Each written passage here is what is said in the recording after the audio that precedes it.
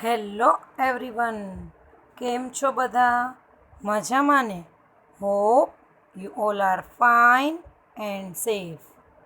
તો વિદ્યાર્થી મિત્રો, ચાલો આજે આપણે સેક્શન નંબર 2 સેક્રેટરિયલ પ્રેક્ટિસ એટલે કે વિભાગ 2 એસપી વિશેની માહિતી મેળવીશું. આપણે સીસીમાં એક ચેપ્ટર પૂરું કર્યું, બેંક સાથેનો પત્ર વ્યવહાર. હવે આપણે એસપીમાં ચેપ્ટર નંબર 1 શહેર બહાર પાડવા, બરાબર. ધોરણ 11માં આપણે શેર વિશેની માહિતી મેળવી. અહીંયા આપણે શેર બહાર કઈ રીતે પાડવા એના વિશેની માહિતી મેળવવાના છીએ. આ ચેપ્ટર તમારી એક્ઝામ માટે ખૂબ જ મહત્ત્વનું છે. આ ચેપ્ટરમાંથી 11 ગુણના પ્રશ્નો પૂછાય છે. એક સેક્શન ઈ એટલે કે 4 ગુણનો પ્રશ્ન. એસપીમાં ટોટલ 6 સેક્શન હશે. A B C D E F. A એટલે કે એમસીક્યુ, બી એટલે કે વીએસક્યુ, સી 2 ગુણના પ્રશ્નો, ડી 3 ગુણના પ્રશ્નો. અહીંયા સેક્શન ઈ હશે જે 4 ગુણના પ્રશ્નો હશે. સેક્શન એફ જે 5 ગુણના પ્રશ્નો હશે. અહીંયા ટોટલ એ બી સી ડી ઈ અને એફ એવી રીતે ટોટલ 6 સેક્શન હશે, બરાબર. તો ચાલો જોઈએ શેર બહાર પાડવા, ઇસ્યુ ઓફ શેર, બરાબર. અહીંયા ટોટલ 11 મુદ્દા તમારે સમજવાના છે, જોતા જાઓ. શેર અરજી અંગેની વિધિ, શેર વહેંચણી અંગેની વિધિ, શેર વહેંચણી અંગેના કાયદેસરના નિયંત્રણો, અનિયમિત અને ગેરકાયદેસર શેર વહેંચણી, ત્યાગપત્ર, શેર વહેંચણી પત્રક, શેર હપ્તા, શેર જપ્તી, શેર સોંપણી, શેર પર વિશેષ હક એટલે કે જેને શેર લિયન તરીકે ઓળખાય છે, અને લાસ્ટમાં શેર ડિવિડન્ડ. હવે જો છોકરાઓ, અહીંયા તમને થોડીક બેઝિક ડિટેલ આપી દઉં. ઘણા છોકરાઓ 11માં વ્યવસ્થિત કદાચ ભણેલા પણ નહીં હોય, અને ઘણા લોકો 11માં ખૂબ જ સરસ રીતે જ્ઞાન મેળવી ચૂકેલા હશે. જે હોય તે, પણ હવે આપણે ધોરણ 12માં આવી ગયા છીએ, બરાબર. તો 12મા માટે આપણે 11માની જે બેઝિક ડિટેલની જરૂરિયાત છે એના વિશે આપણે થોડી માહિતી મેળવી લઈએ. ધોરણ 11માં ચેપ્ટર નંબર 4 અને ચેપ્ટર નંબર 5, બરાબર. એમાં આપણે જોયું હતું આવેદનપત્ર અને નિયમનપત્ર. આવેદનપત્રમાં જુદી જુદી કલમો વિશેની માહિતી મેળવી હતી, ને નિયમનપત્રમાં કંપનીનો આંતરિક વહીવટ કઈ રીતે કરવો એના વિશેની માહિતી મેળવી હતી. તો હવે અહીંયા જે સૌ પ્રથમ લીટી છે એ છે કંપનીનું વિજ્ઞાપન પત્ર, એટલે કે 11મા ધોરણનું ચેપ્ટર નંબર 6. ચેપ્ટર નંબર 6 એટલે કે વિજ્ઞાપન પત્ર, જે અહીંયા તમને 12માની બુકમાં પહેલી જ લાઈન જે પ્રસ્તાવના સ્વરૂપે આપેલી છે, જેને આપણે કહીએ છીએ ઇન્ટ્રોડક્શન. અહીંયા પ્રસ્તાવનામાંથી જ તમને 12મા ધોરણના એમસીક્યુ વીએસક્યુ પૂછાય છે. વાત કરતી હતી કે આ ચેપ્ટરમાંથી તમને પૂછાય છે શું. તો વિદ્યાર્થીઓ, અહીંયાથી સેક્શન ઈ એટલે કે 4 ગુણનો પ્રશ્ન, સેક્શન ડી 3 ગુણનો પ્રશ્ન, સેક્શન સી 2 ગુણ, 4 ને 3 7 ને 2 9, એક એમસીક્યુ અને એક વીએસક્યુ. આનો મતલબ કે એ બી સી ડી અને ઈ પ્રથમ 5 સેક્શનમાંથી આ ચેપ્ટરનો એક પ્રશ્ન પૂછાવાનો છે. એટલે આપણે અહીંયા એના માટે શું કરવું પડશે? તૈયાર રહેવું પડશે. હવે તમને લોકોને ખ્યાલ હોવો જોઈએ કે આવેદનપત્ર છે એ કંપનીનો પાયાનો દસ્તાવેજ છે. આવેદનપત્ર એ કંપનીનો મૂળભૂત દસ્તાવેજ છે. નિયમનપત્ર છે એ કંપનીનો આંતરિક વહીવટ અને ધારાધોરણ દર્શાવતો દસ્તાવેજ છે. એ જ રીતે વિજ્ઞાપન પત્ર, કારણ કે આપણે અહીંયા ભણવાનું છે કયું પત્ર? તો કે વિજ્ઞાપન પત્ર. આ બે પત્રકની બેઝિક ડિટેલ જાણ્યા પછી વિજ્ઞાપન પત્ર એ કંપનીના ત્રાહિત પક્ષકાર સાથેનો દસ્તાવેજ છે, બરાબર.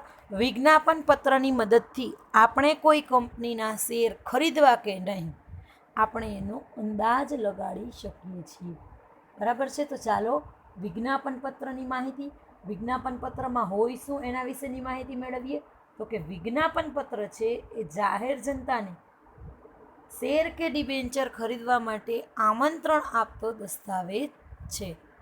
બરાબર, આપણે શેર ખરીદવા કે નહીં, ડિબેન્ચર ખરીદવા કે નહીં, અન્ય જામીનગીરીઓ ખરીદવી કે નહીં, એ માટે કોઈ આપણને ઇન્વિટેશન લખતું લેટર એટલે આપણો વિજ્ઞાપન પત્ર.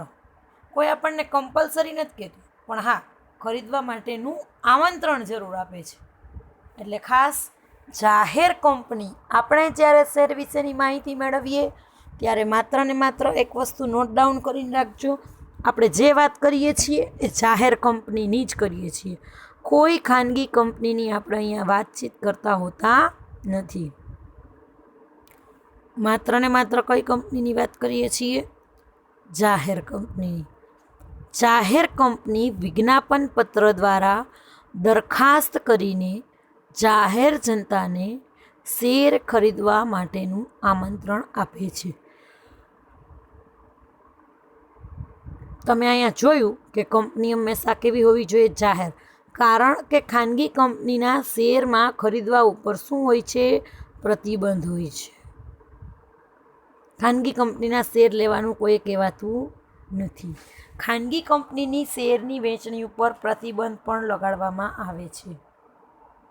ખાસ કરીને જાહેર કંપની કયા પત્રક દ્વારા શેર કે ડિબેન્ચર ખરીદવાનું આમંત્રણ આપે છે?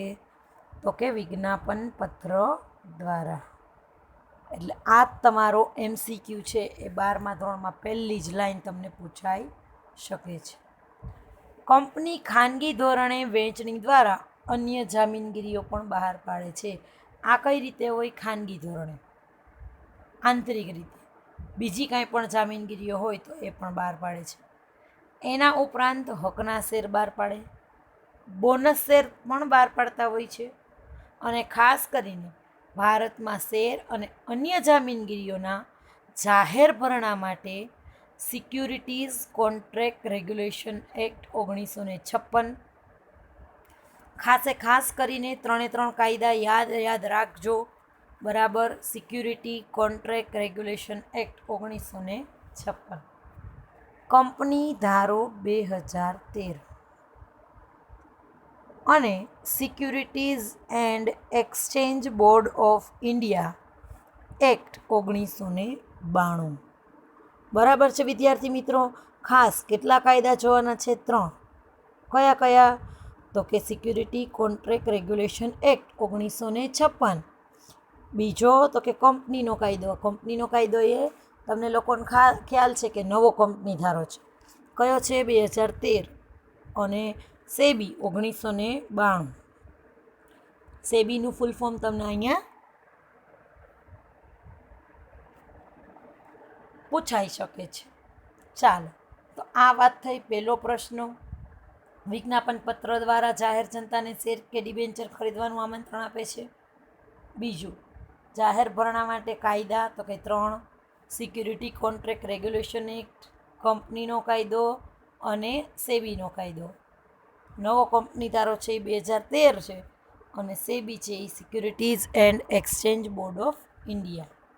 હવે કંપની ધારા અનુસાર સંચાલક મંડળની પરવાનગી લઈને શેર હોલ્ડરો પોતાની પાસેના વધારાના શેર પણ જાહેર જનતાને આપી શકે છે. કંપની ધારા અનુસાર શું થાય? તો કે જો આપણે સંચાલક મંડળની પરવાનગી લઈ લઈએ, બરાબર, તો શેર હોલ્ડરો હોય પોતાની પાસેના વધારાના શેર છે એ પણ જાહેર જનતાને આપી શકે. જેને આપણે શું કહેવાય? Offer for sale. જેને આપણે કહેવાય OFS. OFSનું પૂરું નામ જણાવો. Offer for sale. અને જેની વ્યાખ્યા તો કે કંપની ધારા અનુસાર સંચાલક મંડળની પરવાનગી લઈને શેર હોલ્ડરો પોતાની પાસેના વધારાના શેર પણ, ફરી વખત, કંપની ધારા અનુસાર કંપનીનું બધું મુખ્ય વહીવટ પણ સંભાળે તો કે સંચાલક મંડળ, એની પરવાનગી લઈ લ્યો. શેર કોના હોય? તો કે શેર હોલ્ડર પોતાની પાસેના વધારાના શેર પણ એને જોઈતા હોય પોતાની પાસે રાખે, ન જોઈતા હોય તો એ વેચાણ માટેની દરખાસ્તમાં મૂકી દઈએ, જેને આપણે વેચાણ માટેની દરખાસ્ત અથવા તો ઓફર ફોર સેલ તરીકે ઓળખીએ છીએ. ત્યારબાદ જાહેર કંપની, તો એને આપણે કહી શકશું કે શેરમૂડી. આપણે કંપની શેરમૂડી કઈ રીતે ઊભી કરી શકે? કંપની શેરમૂડી 4 રીતે ઊભી કરી શકે: જાહેર ભરણા દ્વારા, હકના ભરણા દ્વારા, બોનસ શેર દ્વારા અને ખાનગી ધોરણે. આમ તો તમારે શબ્દ 4 જ યાદ રાખવાનું છે: જાહેર, ખાનગી, હક, બોનસ. કંપની શેરમૂડી કઈ રીતે ઊભી કરી શકે? જાહેર, ખાનગી, હક, બોનસ.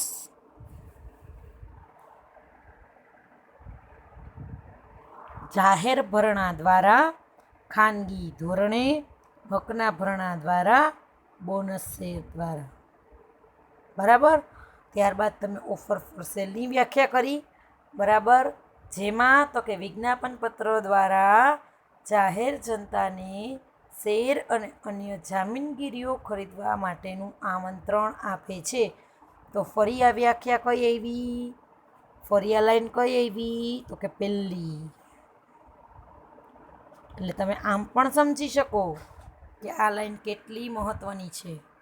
બરાબર છે. એકને એક વસ્તુ બીજી ત્રીજી વખત આવે તો એ તમારી માટે આઈએમપી હોય તો જ તમારી બુક્સવાળાએ તમને આપી હોય.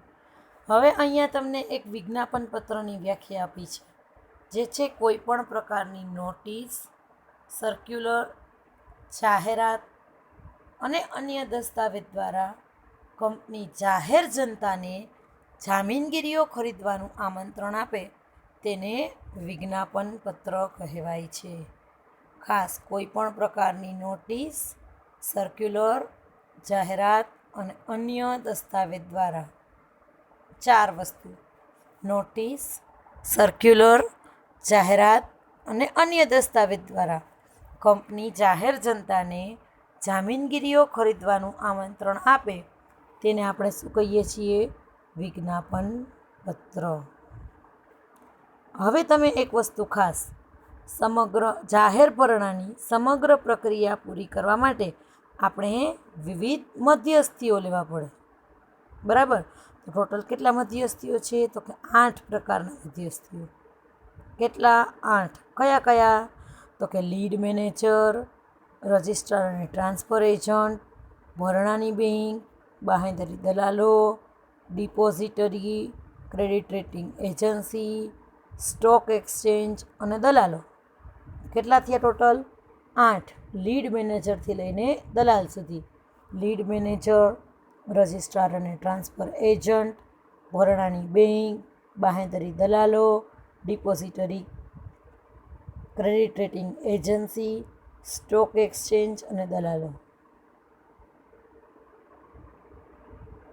કોઈ એક વ્યક્તિની મદદથી ડીમેટ ખાતું ખુલે નહીં. બરાબર. તો જાહેર ભરણું કરતી કંપનીના સેક્રેટરીએ આ મધ્યસ્થીઓની મદદથી પ્રવર્તમાન કાયદાઓનું પાલન કરીને જામીનગીરીઓ બહાર પાડવાની સમગ્ર પ્રક્રિયા હાથ ધરવામાં આવી છે. અને very very very most IMP question: જાહેર ભરણા માટે વિજ્ઞાપન પત્રને સેબીની મંજૂરી બાદ,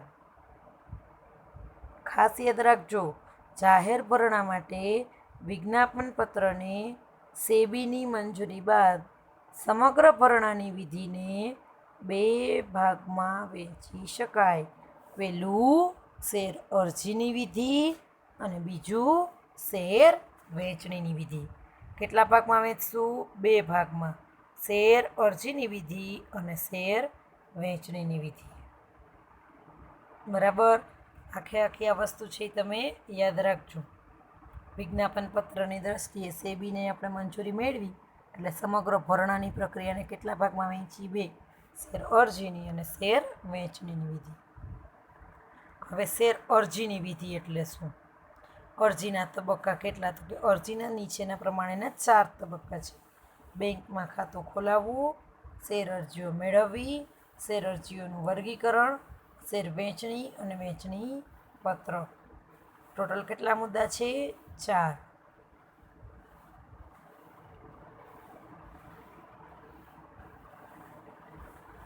વન્સ અગેન શેર અરજીની વિધિને procedure for share applications and share allotment. બરાબર. તો ખાસ શેર અરજીની વિધિનો મુદ્દો છે એ તમારી એક્ઝામમાં 4 ગુણમાં પ્રશ્ન પૂછાઈ શકે એવો જ. Very very very most MP.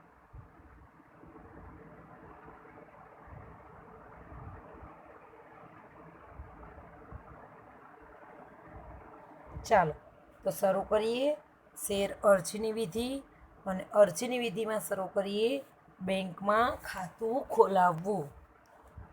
ચાલો, આપણે કોઈ પણ વસ્તુ હોય, બરાબર, જેમ આપણું પોતાનું અકાઉન્ટ બેંકમાં હોય તો શેર અરજી માટે પણ આપણે અલગથી એક ખાતું ખોલાવવું પડે છે, જેને એસ્ક્રો બેંક અકાઉન્ટ તરીકે ઓળખવામાં આવે છે. બરાબર. કંપની દ્વારા શેર મૂડી બહાર પાડવા અંગેના વ્યવહારો કરવા માટે ભરણાની બેંક છે એની નિમણૂક કરીને કંપની કોઈ પણ શિડ્યુલ બેંકમાં ચાલુ ખાતું ખોલાવશે. ખાસ આ વસ્તુ યાદ રાખજો, કઈ બેંકમાં? શિડ્યુલ બેંકમાં જ ચાલુ ખાતું ખોલાવશે. અને કંપની દ્વારા ભરણાની બેંકમાં શેર મૂડીના વ્યવહારો કરવા માટે જ ખાસ ખાતું ખોલવામાં આવે અને આ ખાતાને એસ્ક્રો બેંક અકાઉન્ટ તરીકે ઓળખવામાં આવે છે. કયા તરીકે? Escrow bank account. આનો મતલબ કંપની દ્વારા ભરણાની બેંકમાં શેર મૂડીના વ્યવહારો કરવા માટે જે એક અલગથી ખાતું ખોલવામાં આવે એને આપણે કયું ખાતું કહીશું? Escrow bank account.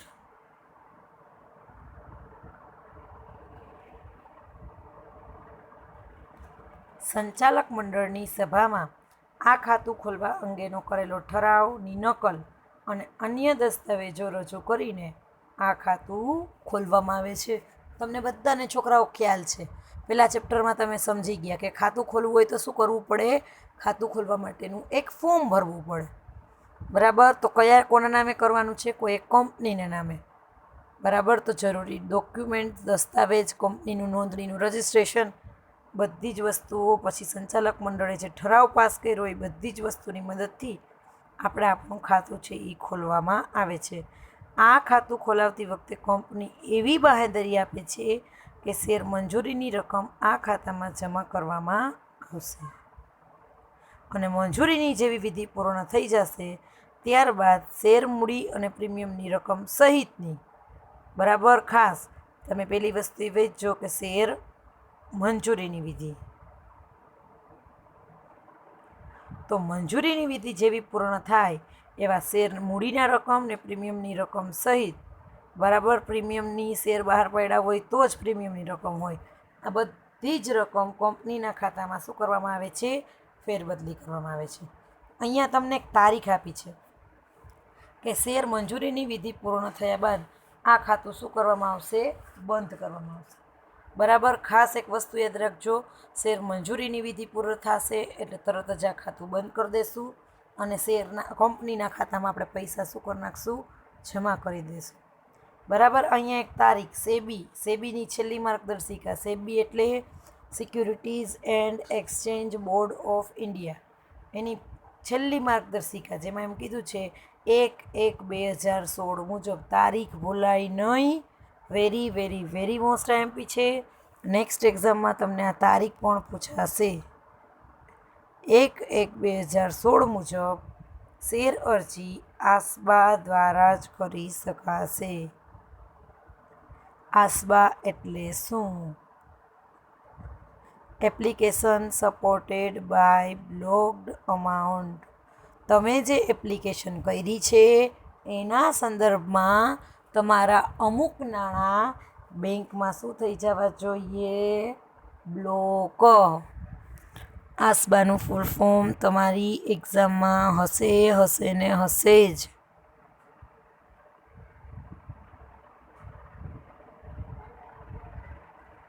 ચાલો, આસબા વિશેની માહિતી મળી ગઈ. આસબાનું ફૂલ ફોર્મ મળી ગયું. ફરી એક વખત રિપીટ કરી જાઉં છું. Application supported by blocked amount. બરાબર. આપણે અત્યારની અરજી કેવી રીતે કરી શકીએ છીએ? આસબા દ્વારા જ. હવે આસબાની જે કંઈ પણ કાર્ય પદ્ધતિ છે એ મુજબ શેર અરજીની રકમ છે એ છે તે અરજદારના ખાતામાં શેર મંજૂરીની વિધિ પૂર્ણ થાય ત્યાં સુધી જ બ્લોક કરી દેવામાં આવે છે. જેવી મંજૂરીની વિધિ પૂરી થાય એટલે શું થાય તો કે જે આપણે એસ્ક્રો ખાતું ખોલ્યું છે એ એસ્ક્રો ખાતું શું થઈ જશે? બંધ થઈ જશે અને કંપનીનું ખાતું ચાલુ થઈ જશે. પૈસા ક્યાં વયા જશે? કંપનીના ખાતામાં જમા થઈ જશે. હવે ખાસ તમારે જો એક વસ્તુ ખાસ આસબા દ્વારા તમારે જ્યારે અરજી કરવી હોય ત્યારે, બરાબર, જ્યારે આપણે આસબા દ્વારા અરજી કરવી હોય ત્યારે હવે તો કે મંજૂરીની વિધિ પૂર્ણ થઈએ જેટલી રકમ શેર અરજદારને મંજૂર થાય એટલી રકમ અરજદારના રકમના ખાતામાંથી કંપનીના બેંકના ખાતામાં ફેરબદલી થઈ જાય છે. એટલે જેને કોઈને શેર લાગતા નથી, એટલે કે કોઈને શેર અરજીની વસ્તુ નામંજૂર થઈ છે, તેની રકમ પરત કરવાનો મુદ્દો ઊભો થવાનો કોઈ પ્રશ્ન રહેતો નથી. એટલે પરત કરવાનો કોઈ પ્રશ્ન જ નહીં. ચાલો છોકરાઓ, પહેલા મુદ્દામાં કોઈને કાંઈ ડાઉટ, ક્વેરી, ક્વેશ્ચન?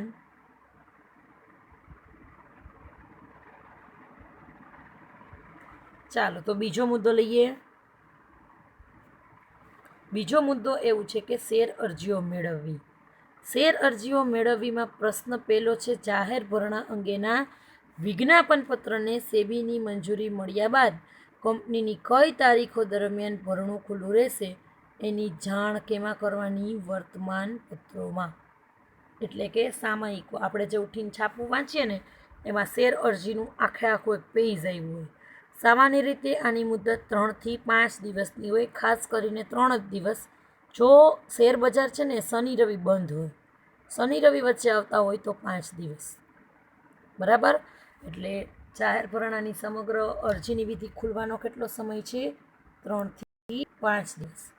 આ સમય દરમિયાન શેરની અરજી કરવા માંગતા તમામ પ્રકારના રોકાણ, જેમ કે શેર દલાલ હોય, પેટા દલાલ હોય, સ્ટોક એક્સચેન્જ હોય, આસબા દ્વારા મંજૂર થયેલ બેંકની શાખાઓમાંથી અરજીપત્રક મેળવી તેની સંપૂર્ણ વિગતોવાળું ફોર્મ ભરી દલાલને આપવાનું, કાં તો પેટા દલાલને આપી દેવાનું. ની જઈને કાં તો જાતે જમા કરાવીને કાં તો આપણે જઈને કરાવીએ. હવે આસબા માટે તો કે મંજૂર થયેલ બેંકમાં શેર અરજીની રકમ છે એ જમા કરાવી શકે. અહીંયા કોઈ ચેકની જરૂર નથી. અહીંયા કંઈક મહત્ત્વની બાબત એ છે કે આસબા અરજીમાં ચેકની જરૂરિયાત રહેતી નથી. તમે આસબાથી પૈસા બ્લોક કરાવી અને આપણે કોઈ શેરની એપ્લિકેશન કરવી હોય તો અહીંયા કોઈ દિવસ ચેકની જરૂરિયાત રહે નહીં. આસબાની પ્રક્રિયા મુજબ જે બેંકમાં અરજદારનું ખાતું હોય તે જ બેંકની આસબા છે એ માટે મંજૂર થયેલ કોઈ પણ શાખા અરજી છે એ રકમ જમા કરાવી શકે છે. બરાબર. મારું અને મારું ડીમેટ ખાતું, મારી બેંક અકાઉન્ટ અને મારું ડીમેટ અકાઉન્ટ એકબીજા સાથે શું હશે? મર્જ હશે. કારણ કે બેંકના અરજદારના ખાતામાં શેર અરજીની રકમ બ્લોક કરવાની હોય છે અને અરજદારના બેંક ખાતામાં નમૂનાની સહી અને ડીમેટ ખાતાના નમૂનાની સહી એના આધારે જ આપણે આગળની પ્રક્રિયા છે એ હાથમાં લેતા હોઈએ છીએ. બેંકો શું કરે? કારણ કે પ્રશ્ન તો બેંકનો જ છે. બેંક શેર અરજીઓ મળી જાય બાદ અરજદારના ખાતામાં અરજીની રકમ બ્લોક કરી દે અને આ બધી જ વસ્તુની જાણ કોને કરવાની છે? કંપની રજિસ્ટ્રારને. ખાસ એક વસ્તુ નોટ યાદ કરજો, બધી જ વસ્તુની જાણ આપણે કોને કરવાની છે? Company registrar. બરાબર. અને જે અરજીની રકમ હોય બ્લોક થયેલી હોય એ તે જ અરજીઓ બેંકના લીડ મેનેજરને સોંપે છે. એટલે ખાસ એક વસ્તુ અહીંયા નોટ ડાઉન કરજો. શેર અરજી માટે કયા વ્યક્તિની આપણે અપોઇન્ટમેન્ટ કરી હતી? Lead manager. તમે જે હમણાં વિવિધ મધ્યસ્થીઓ જોયા એમાં અરજી માટે પહેલો જ એવો વ્યક્તિ હતો જે હતો લીડ મેનેજર. લીડ મેનેજરનું કામ શું છે? બેંકમાં શેર અરજીની વિધિનું સંભાળવાનું કાર્ય. તો વિદ્યાર્થી મિત્રો, આજે આપણે 2 મુદ્દા કર્યા. બરાબર. પહેલું બેંકમાં ખાતું ખોલાવવું અને બીજું શેર અરજીઓ મેળવવી. આજ માટે આટલું રાખીએ વિદ્યાર્થી મિત્રો. Thank you all of you. Bye. Have a nice day.